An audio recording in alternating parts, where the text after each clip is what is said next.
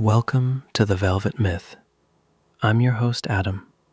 Thanks for tuning in, and it's so lovely to have your company. I truly hope tonight's story brings you comfort and peace. Before we begin tonight's tale, I'd love to know, where are you listening from? Share it in the comments below. It's always wonderful to see our little community stretching across the world. Thank you, Oliver, for narrating the story. Now it's time to let yourself settle gently into the quiet comfort surrounding you. A familiar, peaceful space where your thoughts can soften and slowly drift away. Feel the warmth of your blankets wrapped around you, the gentle support beneath you, and the soothing stillness of the night welcoming you into rest. Allow your shoulders to loosen, your jaw to unclench, and the small muscles around your eyes to grow heavy and calm. With every slow breath, imagine the weight of the day melting away, little by little, leaving behind only softness, warmth, and ease. As your body sinks deeper into comfort, let your mind wander peacefully with tonight's story, knowing there is nowhere else you need to be and nothing more you need to do. Only this quiet moment, this cozy feeling, and the gentle promise of sleep drawing closer with every passing second. Now, simply relax, breathe slowly. Allow yourself to drift into a calm and restful night. As the world grows still around us, let's follow Rowan as he sets off on the journey into the heart of the woodland. Rowan stepped off the dim path and paused at the threshold, where the last thin track gave way to open grass. The early light had not yet reached here. Everything stood in the soft half-dark that comes before true dawn. Towering oaks rose on the left, their trunks wide and furrowed, while silver birches clustered on the right, their pale bark catching what little gleam filtered through the leaves above. Rowan adjusted the moss-green coat, tugging the lapels closer against the cool air, and felt the full weight of the long journey settle into their shoulders and legs. The coat itself seemed heavier now, the linen shirt beneath it damp at the cuffs, the mud-edged boots dragging slightly with each small shift of stance. A faint chill touched the leather as Rowan moved forward. Cold dew darkened the edges of the boots where the grass brushed against them, tiny droplets clinging like beads along the seams. The ground gave softly underfoot, a springy cushion of moss already beginning to appear between the blades of grass. Rowan stopped again, one hand rising to rest against the rough bark of the nearest oak. The surface felt cool and steady, textured with ridges that had grown for centuries. For the first time in many hours, Rowan drew a slow breath that reached deeper than the shallow ones taken on the open road.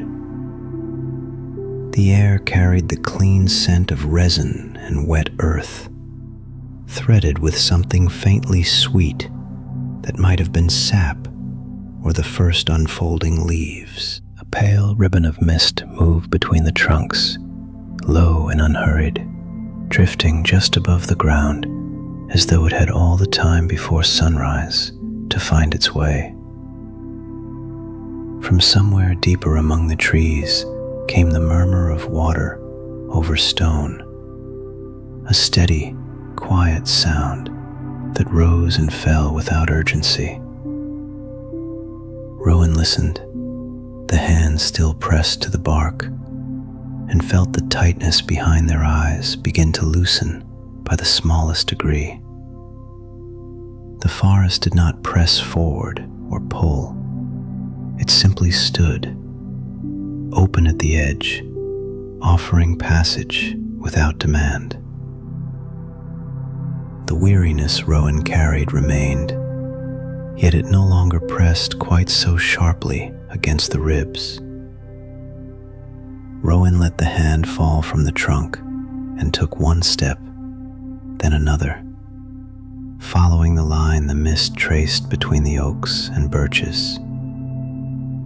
The sound of water grew a fraction clearer with each stride, still distant but more distinct, as though the stream were content to wait until Rowan reached it.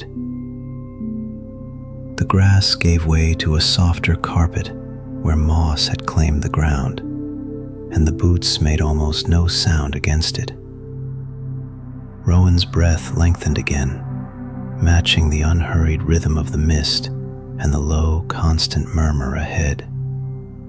The coat sleeves brushed lightly against the sides, the deep pockets swaying with the movement, and the whole body felt less like a burden to be carried and more like something that could simply walk. The trees drew closer together as Rowan moved beneath them.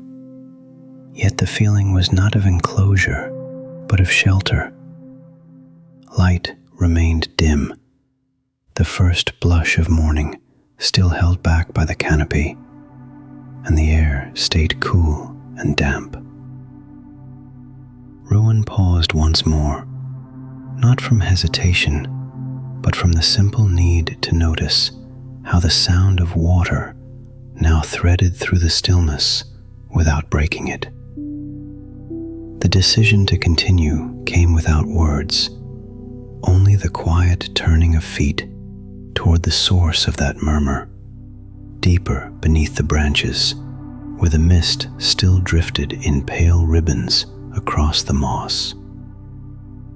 Rowan followed the thread of water until the trees opened into a small clearing. A round pool lay at its center, ringed by low stones worn smooth by time and weather. Moss covered the stones in thick, living layers, and the surface of the water held a faint reflection of the still dark canopy above. The air here felt even cooler, carrying the clean scent of wet stone and the faintest trace of pine. Eowyn knelt at the pool's edge, her layered linens and long canvas apron blending with the muted greens and browns around her. Her silver-streaked braid rested over one shoulder as she worked.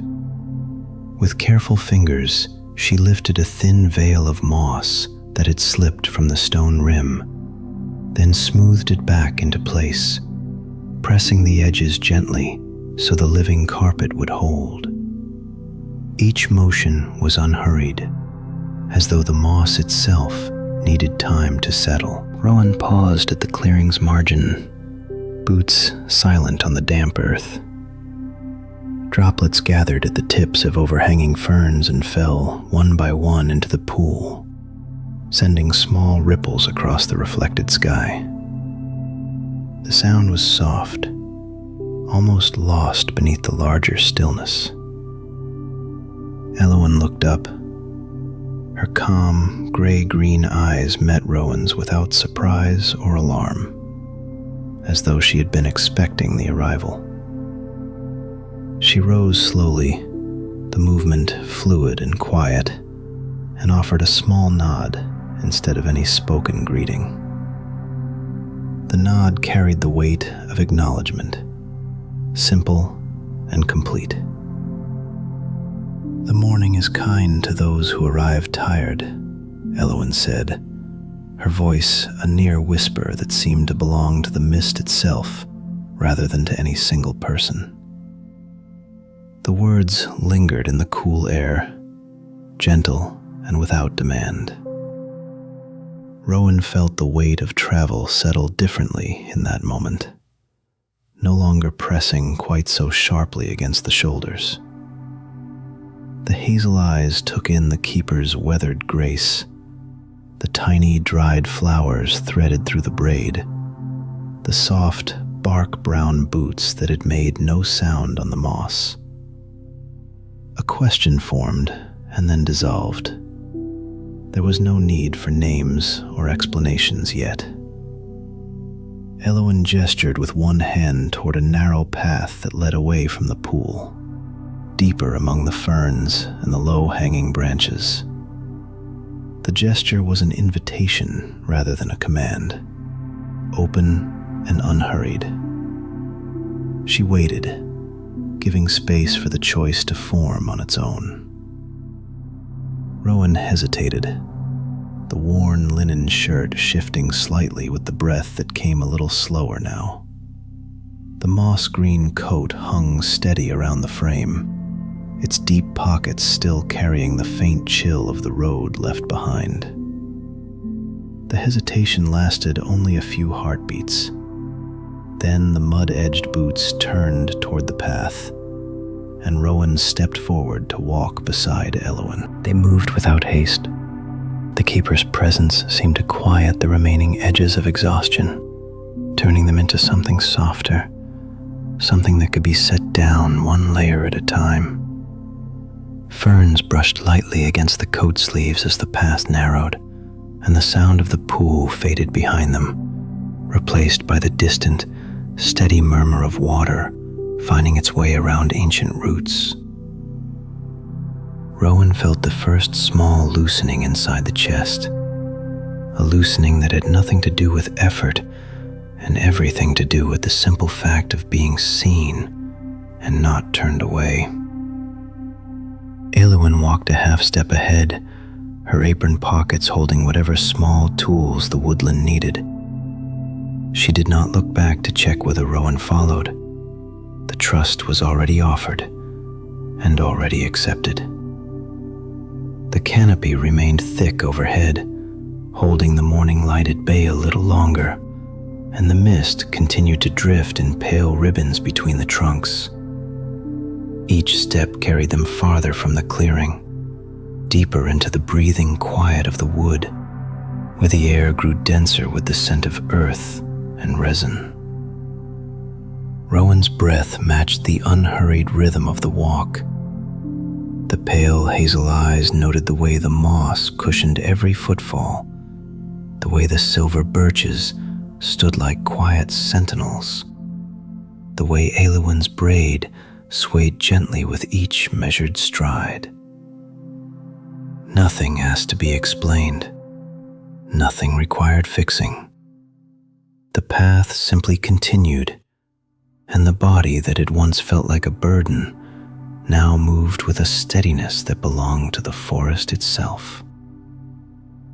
Ahead, the trees grew closer still, their branches weaving a living ceiling that softened every sound.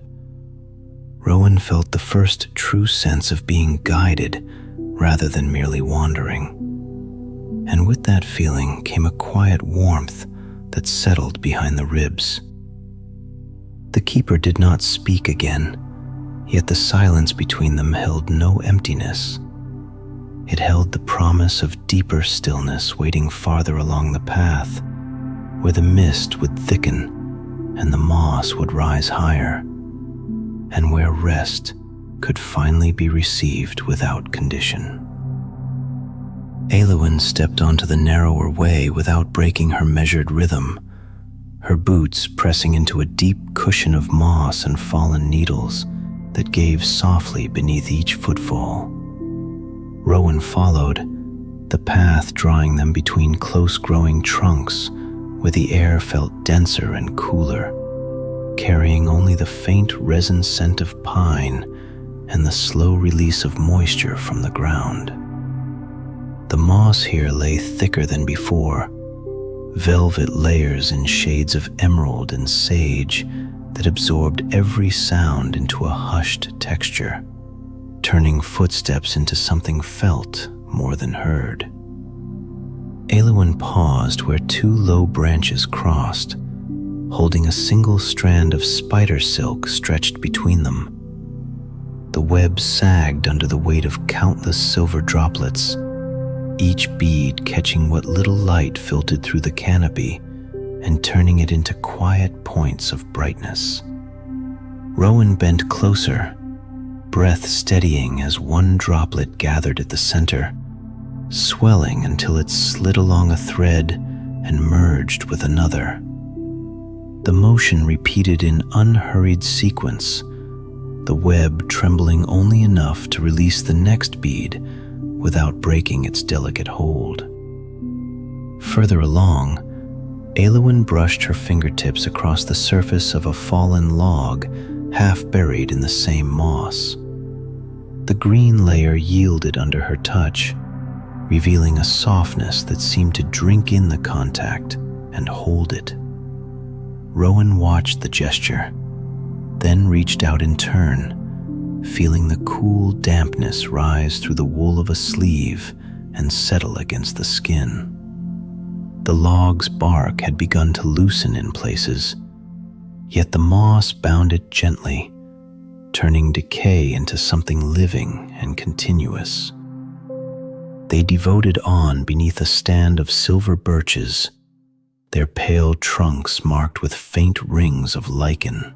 Dew gathered on the smallest leaves overhead and fell one measured drop at a time, each landing with a soft tap against the moss or the fabric of Rowan's coat. Eowyn's pace remained unvarying, and Rowan's shoulders eased downward without conscious effort, matching the slower stride that let the forest set the measure.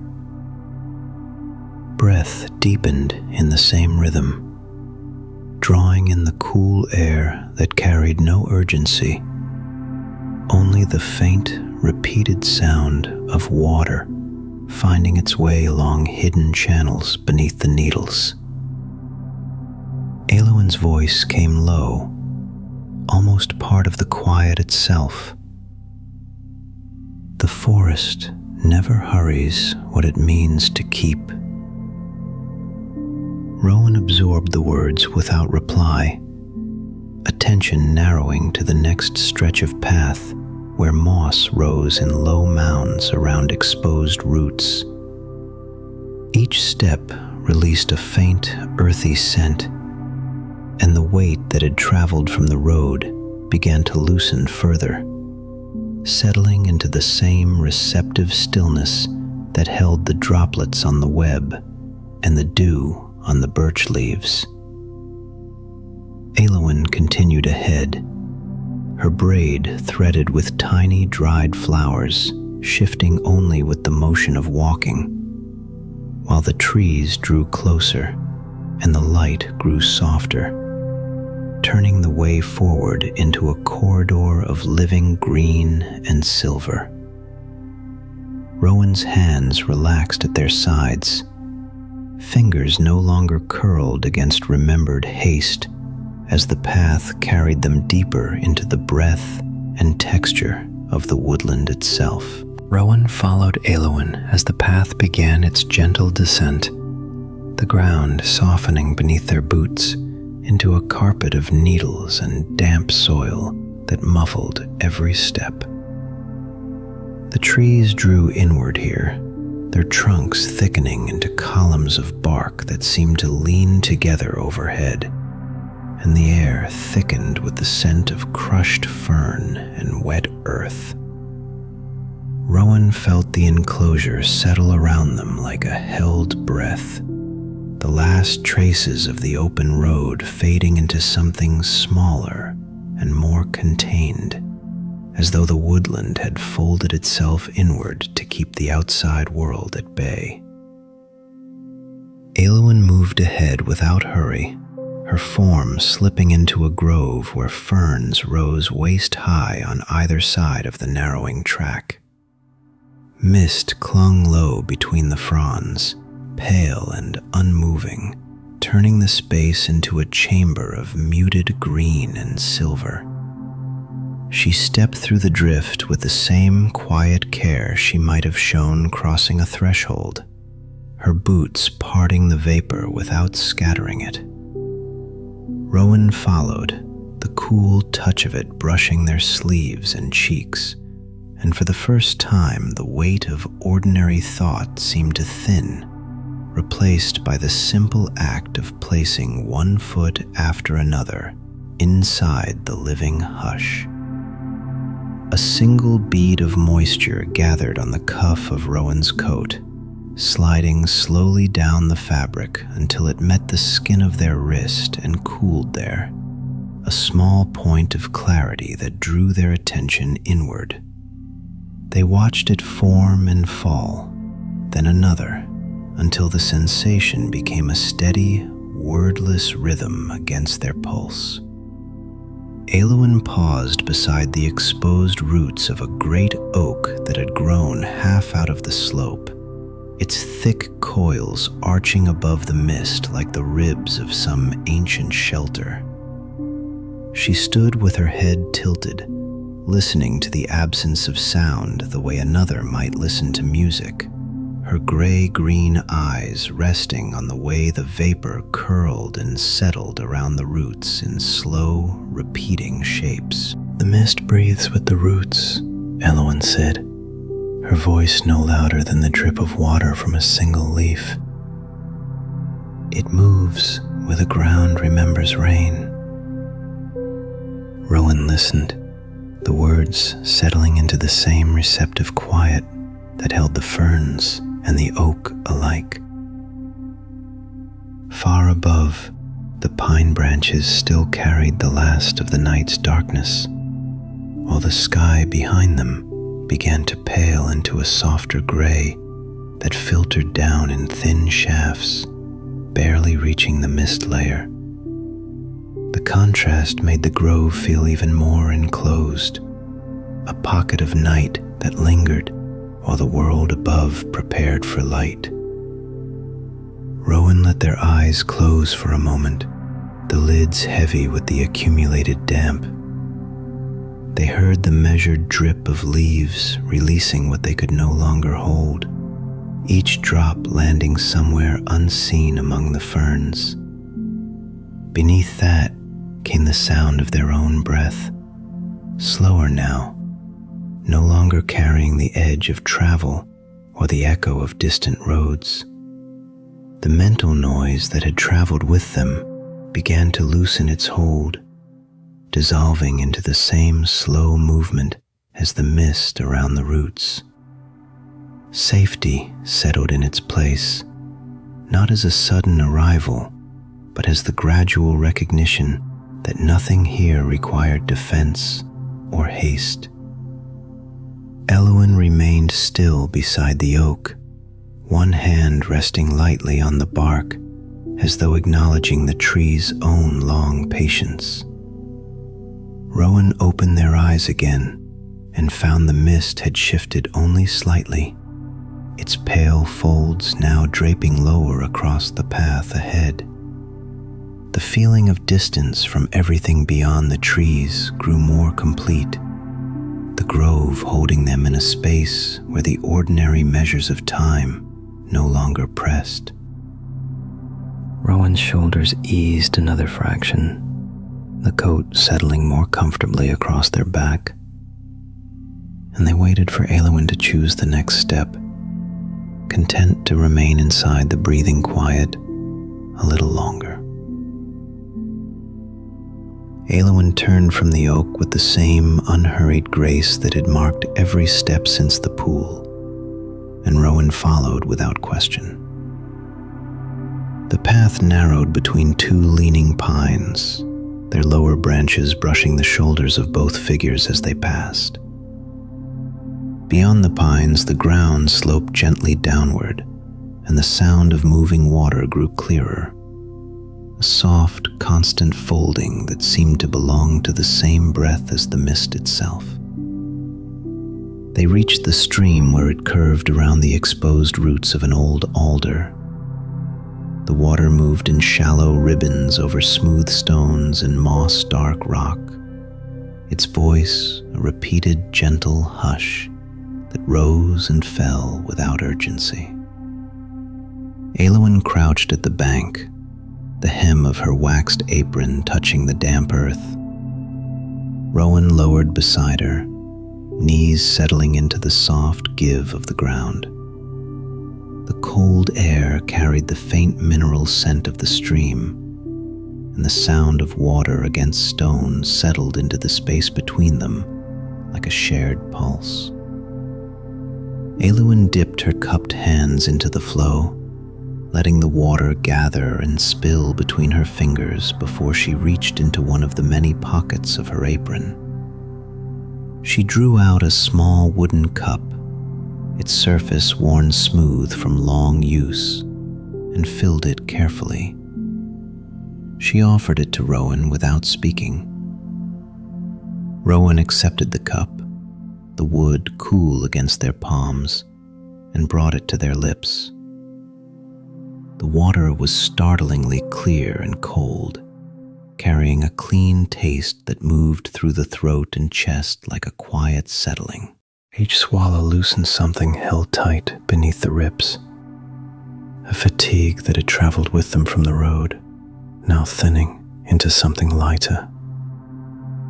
A single leaf, pale gold at its edges, loosened from a low branch overhead and drifted down.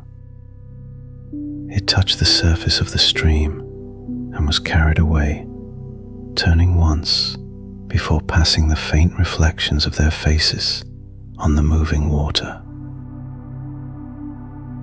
Rowan watched it go, the motion unforced, the leaf meeting no resistance as the current found its way forward. Eowyn reached out and smoothed a patch of moss that grew across a broad root beside the bank, pressing the velvet surface flat with slow strokes of her hand. She glanced toward Rowan, the invitation clear in the simple gesture and the slight tilt of her head. Rowan shifted to sit on the prepared root, the moss cool and springy beneath them. The stream continued its patient work around every stone and root, its sound neither rushing nor slowing, only moving. Rowan's breath lengthened to match the rhythm of that movement, the weight that had lived in their limbs for so long, now resting more lightly against the earth. No further effort was required here. The body understood this without needing to be told. Eowyn remained crouched nearby, one hand resting on the root, her presence as steady and unremarkable as the water itself. Eowyn rose first from the root beside the stream, her movements no louder than the water's own passage. Rowan followed without hesitation, the cool damp of the moss still clinging faintly to their palms. Together they left the bank and began a slow climb along a rising path that wound between the trunks of cathedral pines and wide-limbed oaks. The ground here felt firmer, cushioned only by a thin layer of fallen needles that released a clean, resiny scent with each step. Eowyn's waxed apron brushed softly against the low ferns as she walked, and Rowan kept pace behind her, the last threads of travel-worn urgency slipping away with every measured stride. The canopy overhead began to open in narrow seams. Through those seams, the first soft gold of morning light sifted downward, touching the upper branches and turning the lingering mist into drifting threads of pale brightness. Eowyn paused once to let a single shaft of that light fall across her hand, then continued without a word. Rowan felt the warmth reach their face for the first time since entering the trees. It was gentle, not startling, like the memory of sunlight rather than its full weight. The path curved again, and the air grew stiller, the sounds of the stream now only a distant murmur behind them. At a place where the pines stood shoulder to shoulder, Eowyn lifted one hand and parted a hanging curtain of fern fronds. Beyond the green veil lay a round hollow carpeted in deep, unbroken moss. The hollow sat ringed by low roots and smooth stones, its sides rising just enough to hold the wind outside and to muffle every sound from the wider forest. Inside, the light that reached the moss was diffused in silvery gold, resting on the surface like a second, finer layer of growth. Eowyn stepped aside so Rowan could see clearly, then let the ferns fall closed behind them both. Rowan moved forward and set one boot upon the moss. The surface gave beneath the sole with a slow, springy yield, cool and alive, as though the earth itself breathed there. Another step, and the moss rose around the edges of their boots, soft enough to silence even the faint creak of leather. Eowyn watched without hurry, her gray-green eyes steady. When Rowan had reached the center of the hollow, she spoke, her voice no louder than the settling of dew. "This place keeps good sleep," Eowyn said, the words offered like a simple fact of the wood itself. Rowan nodded once, the motion small and unforced. They slipped the moss-green coat from their shoulders and folded it loosely beside them. Then they lowered themselves onto the moss, knees first, then hips, then the length of their back. The moss accepted the weight without resistance, conforming around shoulder and spine until Rowan lay fully supported, eyes open to the pale light filtering through the canopy. Breath moved in and out of their chest in an unhurried rhythm that matched the quiet of the hollow. The last remnants of the road's noise, the weight of days and decisions, settled somewhere beneath the moss and did not rise again. Eowyn remained near the fern curtain, one hand resting lightly against a pine trunk, her presence as constant and unremarkable as the roots that circled the hollow. Rowan's eyelids grew heavier with each slow blink. The air held the faint sweetness of damp earth and pine, and the light continued its gradual brightening, never sudden, never sharp. In that sheltered circle of moss and stone, belonging settled over Rowan like the morning itself, quiet, certain, and already half asleep. Eowyn stepped forward from the fern curtain and knelt beside Rowan in the moss. From the satchel at her hip, she drew a folded blanket of woven wool, its threads the color of bark and river stone. She shook it open with quiet care, then drew it over Rowan from shoulders to feet, tucking the edges so they rested lightly against the living green. The fabric carried the faint scent of dried herbs and wood smoke. Rowan's eyes grew heavier still. Outside the hollow, dew continued its measured fall from high branches, each drop meeting the moss with a sound no louder than a sigh. Farther away, water moved through stone in a low, constant murmur that never rose or ceased. Rowan listened, and the listening itself became the only task that remained. Eowyn's hand rose. With one fingertip, she brushed a stray lock of hair from Rowan's forehead, then rested the back of her knuckles against Rowan's cheek to feel the warmth there. Satisfied, she leaned close enough that her whisper barely stirred the air. "Sleep now. The wood keeps what you set down." She rose without sound, boots leaving no mark on the moss. At the edge of the hollow, she paused once, her outline softening into the filtered light, then stepped beyond the ferns and was gone. Rowan's breath lengthened, each exhale slower than the last. The blankets settled more closely with every rise and fall of their chest. In the hush that remained, the woodland continued its gentle work, dew falling, water moving, roots holding the earth in quiet certainty, while Rowan drifted at last into untroubled sleep.